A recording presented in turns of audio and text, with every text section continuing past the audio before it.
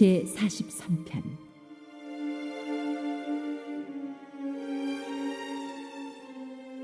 하나님이여, 나를 판단하시되 경건하지 아니한 나라에 대하여 내 송사를 변호하시며 간사하고 불의한 자에게서 나를 건지소서. 주는 나의 힘이 되신 하나님이시거늘 어찌하여 나를 버리셨나이까? 내가 어찌하여 원수의 억압으로 말미암아 슬프게 다니나이까? 주의 빛과 주의 진리를 보내시어 나를 인도하시고 주의 거룩한 산과 주께서 계시는 곳에 이르게 하소서. 그런즉 내가 하나님의 제단에 나아가 나의 큰 기쁨의 하나님께 이르리이다. 하나님이여, 나의 하나님이여, 내가 수금으로 주를 찬양하리이다. 내 영혼아, 네가 어찌하여 낙심하며 어찌하여 내 속에서 불안해하는가? 너는 하나님께 소망을 두라.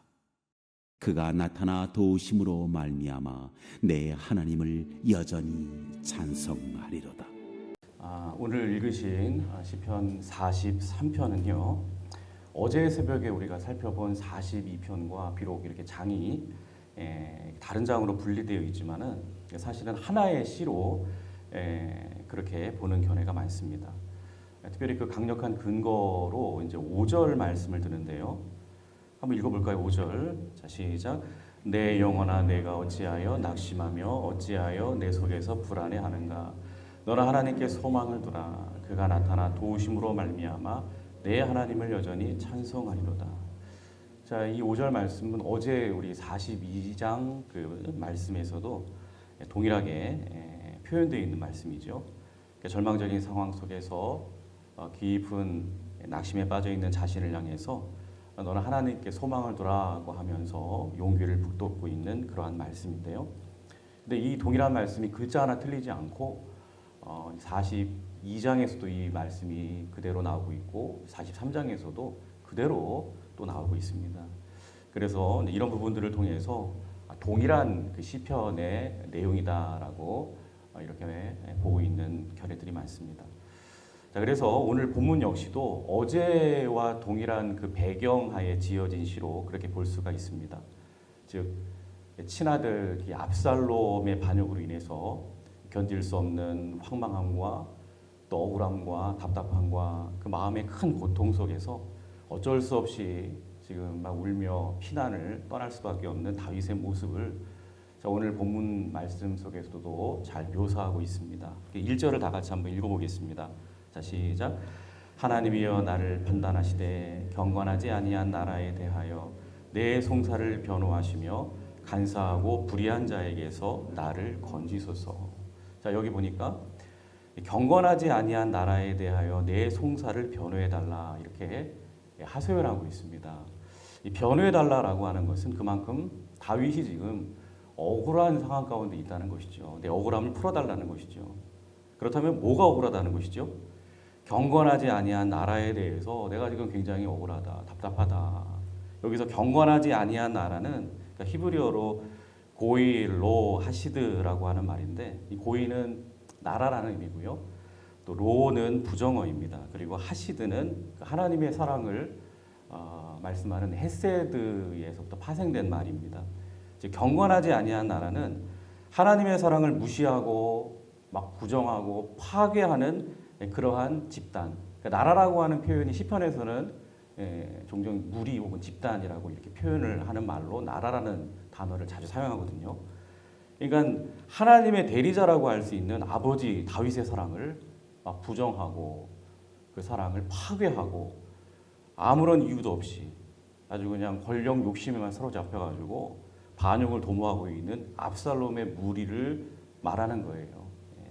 그러니까 이런 무리들로 인해서 하나님, 제가 너무 지금 마음이 황망하고 억울합니다. 이게 내 아들인데 지금 이러고 있습니다, 상황이.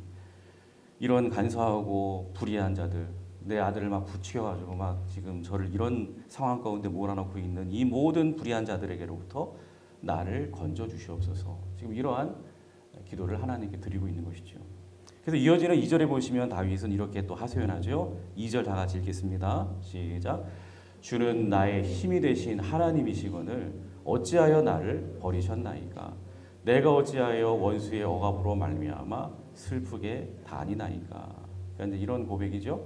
하나님, 저는 지금까지 하나님께서 나의 힘이 되신 여호와 하나님이심을 굳게 믿고 늘 하나님을 의지하며 살아왔습니다.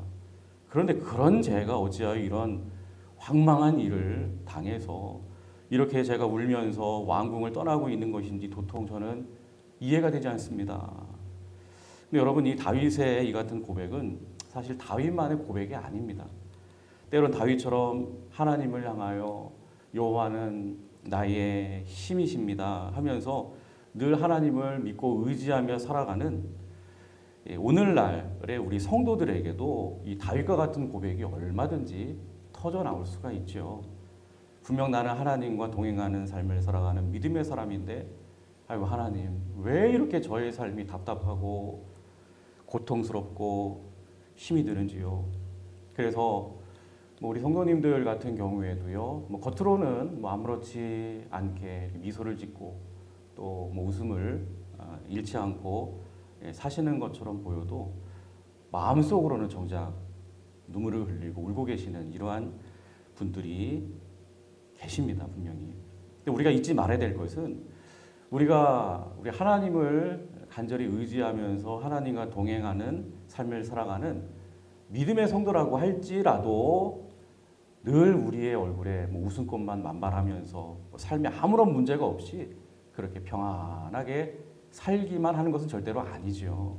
여러분, 성경에 보시면 오늘 본문의 다윗 말고도 이런 깊은 슬픔과 억울함 속에서 막 눈물을 흘리면서 살았던 인물 많이 나와요. 그 중에서도 대표적인 한 사람 꼽는다면 욥, 말할 것도 없죠. 욥, 의인임에도 불구하고 지금 다윗과 같이 막 이러한 고통을 하나님께 토로하고 있죠. 또 이 사무엘의 어머니 한나의 경우도 보세요. 매년 남편과 함께 하나님의 성소에 올라가서 열심히 예배드리던 참으로 경건한 가정의 여인이었어요. 그런데 그녀의 마음속은 자식이 없다는 그러한 이유로 분이나가 항상 옆에서 따라다니면서 멸시하고 조롱하고 정말 견디기 어려운 그런 억울함을 당하면서 막 그 속이 시커멓게 타들어갔습니다. 얼마나 마음이 괴로웠던지요. 성소에 엎드려 기도할 때조차도 너무 답답하니까 소리조차 내지 못해요. 그냥 입술만 바르르 떨면서 막 울면서 그렇게 기도하더라는 것이죠. 그래서 제사장 엘리로부터 막 오해받기도 하고요. 술 취한 것이 아니냐고. 여러분, 믿음의 성도들도 이렇게 힘겨운 상황 속에서 이렇게 마음의 고통을 경험할 수가 있고 다윗처럼 울고 다닐 수 있어요. 근데 여러분, 중요한 사실이 한 가지 있습니다.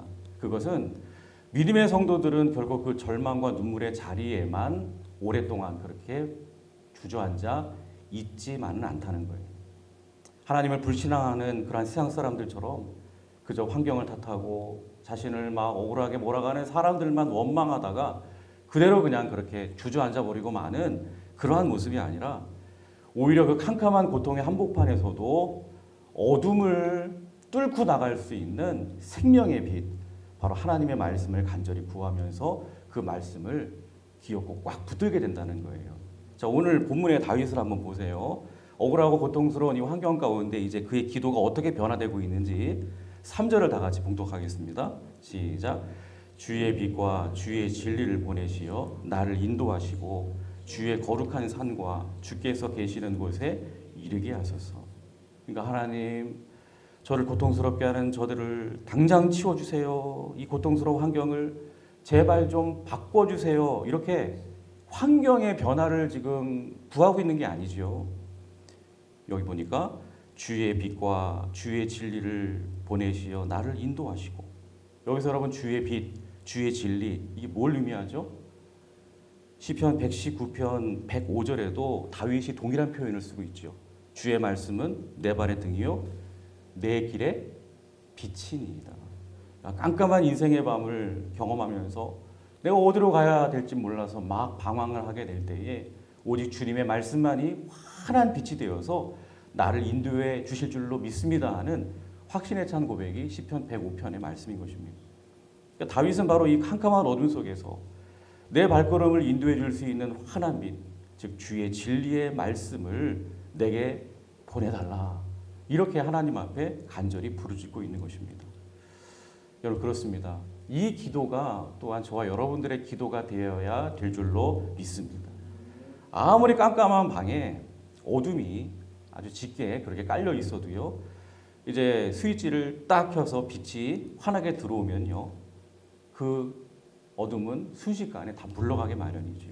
마찬가지로 내 삶의 문제가 아무리 거대한 산처럼 나를 짓누르고 있어도요. 내 발의 등이 되시고 또 내 길의 빛이 되시는 하나님의 말씀이 내 어두운 이 심령 가운데 충만하게 채워지게 되면요. 우리는 어떤 어둠 속에서도 여러분 길을 잃고 방황하고 낙심하고 절망하면서 그렇게 주저앉아 있지 않게 되는 것입니다.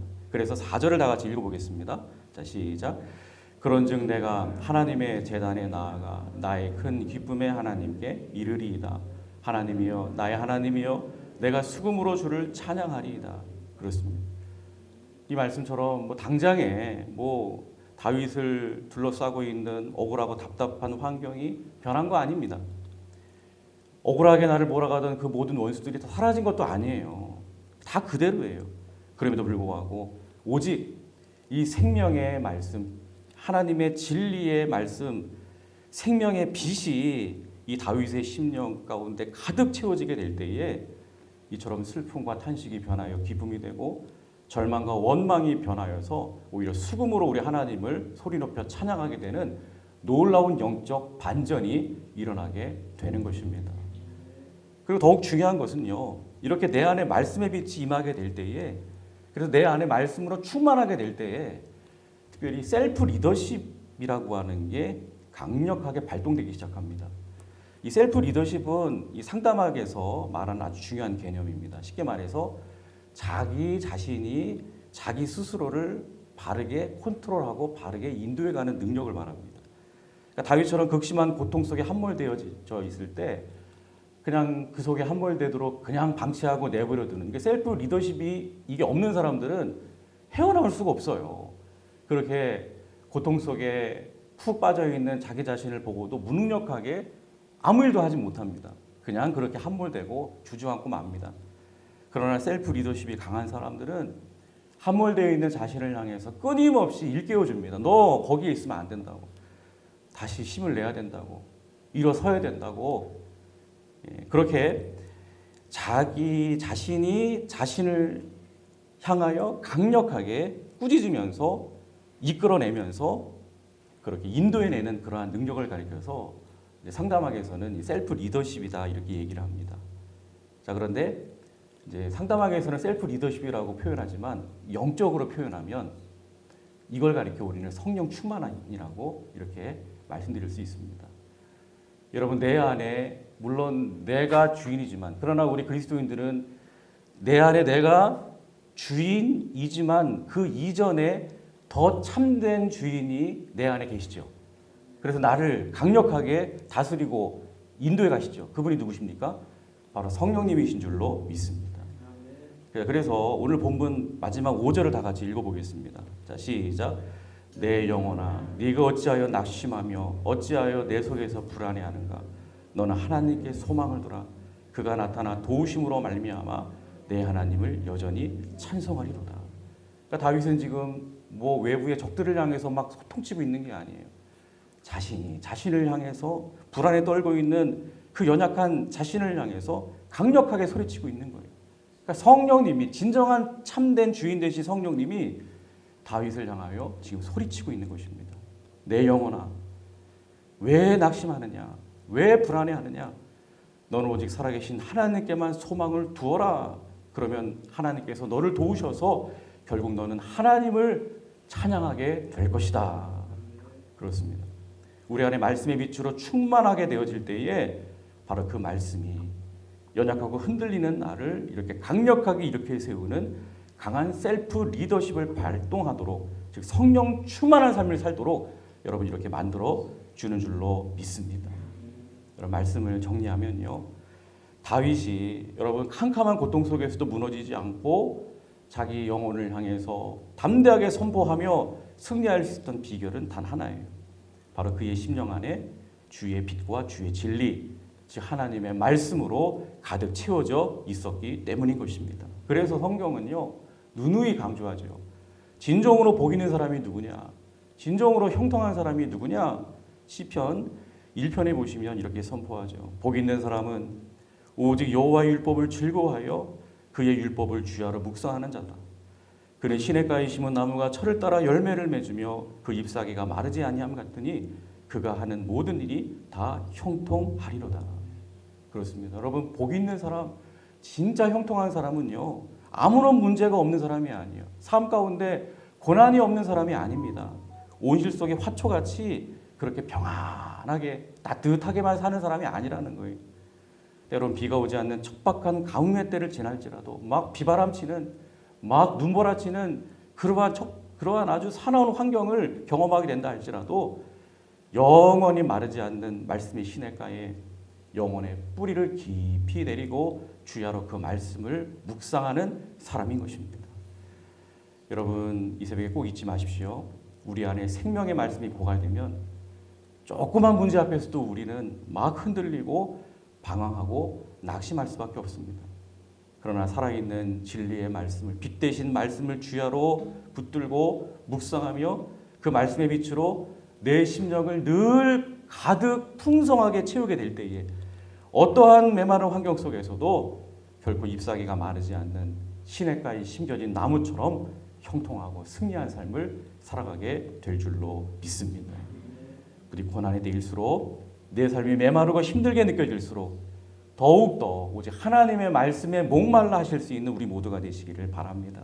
그래서 항상 내 심령을 진리의 말씀으로 풍성하게 채우심으로 때때로 요동치는 내 영혼을 향해서 너는 하나님께 소망을 두라고 담대하게 선포하는 강력한 셀프 리더십, 즉 성령 충만함 늘 누리며, 그래서 마침내 모든 억압과 슬픔을 뚫고 일어나 수금으로 하나님을 찬양했던 다윗처럼 하나님을 기쁨으로 높여드리며 승리하는 우리 모두가 되시기를 주님의 이름으로 간절히 축원합니다. 기도하겠습니다.